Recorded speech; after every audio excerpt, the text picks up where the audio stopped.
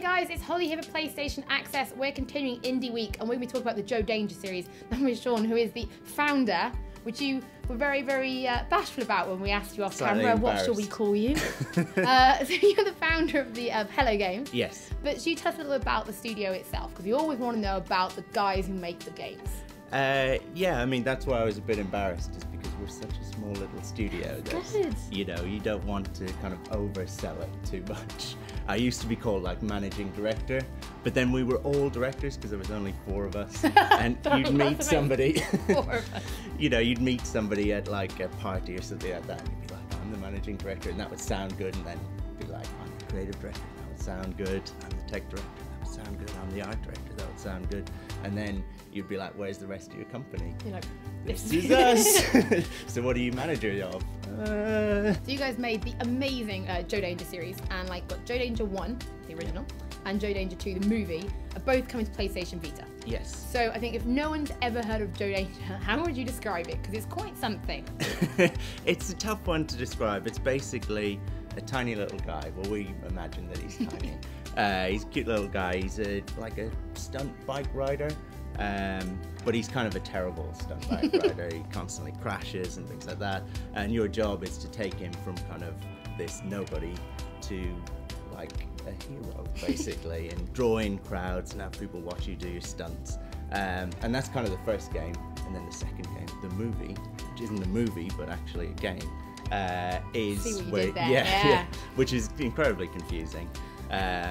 So for that, he's kind of made it. He's, you know, this world-renowned stunt bike rider, and he's living the dream on the set of a film, and he's filming all the different scenes, and that's kind of what the whole series is about. So if you play them both back to back, which I would really recommend, then you take him all the way from 0 to kind of, you know, movie star, hero, stunt double. How does a team of 4 come up with an idea like that? Because between the 4 of you must have a fair bit of creative like ideas. So like, how do you pick the one that you're like, right, that sounds awesome, right, let's make that one? So there must have been some process of just no. Yeah, yes, the embarrassing thing might be that we only had one idea and we just had to make it. No, the truth was we kind of got together. We like had been working at bigger studios and then decided to kind of break away and work on our own and do our own thing. And then we did that really rash thing without really knowing what game we were going to work on. So then we just had that awkward moment of like sitting in a room being like, so let's begin. We've just packed in everything we had and we're now going to make games. We don't get paid anymore. So we kind of sat there trying to mock out ideas and stuff. And one of our guys, Grant, had like this box of toys that he that he just carried with him. Yeah, no, well maybe now, but we actually like mocked out loads of ideas, kind of that first starting period. But the one we kept coming back to was just this toy. It was this like Evel Knievel stunt cycle. So you would like pull it back and then just let it go, right? And it would kind of go over ramps and things like that. Basically a whole bunch of like books and things that we'd laid down. And we just kept playing with it. We were supposed to be coming up with ideas, but we kept doing this. And we were just like, this is really fun. And we need to somehow make this into a game. And we started to imagine this little dude, this character who's on this bike, who's just constantly being smashed into walls and thrown through windows and stuff like that. And we were like, you know, this is it. This is the light bulb. This is what we're going to do. So that's what we made. That's amazing. So it's coming to Vita. Yeah. So have you guys have built in any kind of Vita functionality? So will it be using the touchscreen, or are we just going to make use of the fact that it's now portable and looking gorgeous? And well, I think that's obviously the first thing, is like we wanted to kind of run beautifully. We wanted to kind of run at 60, look lovely. Say the words, like say it out loud, 60 frames per second.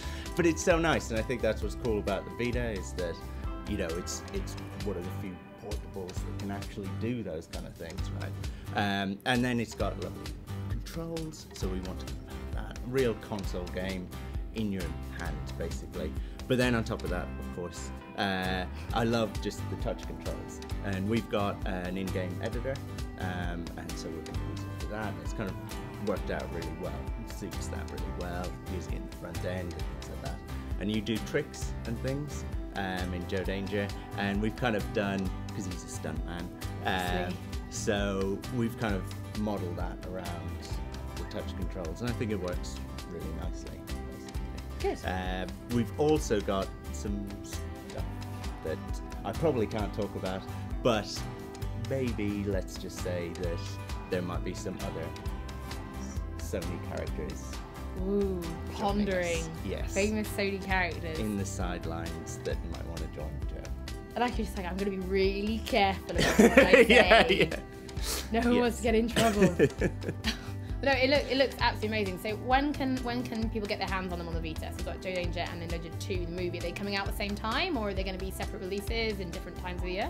I think we're going to try everything we can do to get them out at the same time. And I don't know when that will be yet, but sometime early next year.